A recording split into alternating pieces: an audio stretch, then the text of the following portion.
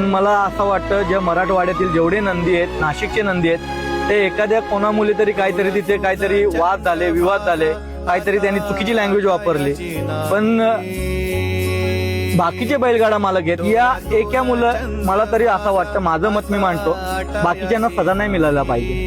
बाकीच्यांना त्या मैदानासाठी जो हिंदकेसरी मैदान आहे, प्रत्येक बैलगाडा मालकाला वाटतं माझा नंदी तिथे पळायला पाहिजे. आता मराठवाड्यातील गोड गरीब शेतकरी त्या 600-700 किलोमीटर 500 किलोमीटर घेऊन त्यांचे नंदी येतात, 2-2 दिवस ते मैदानात राहतात, तेही पण चटणी भाकर खातात. मला तर असंच वाटतं शिवाय आबा समजदार आहेत आणि माझे चांगले मित्र आहेत. कारण की एक मी बैलगाडा मालक म्हणून मी बोलतोय, कारण की मला ही गोष्ट जमली नाही ना पटली नाही.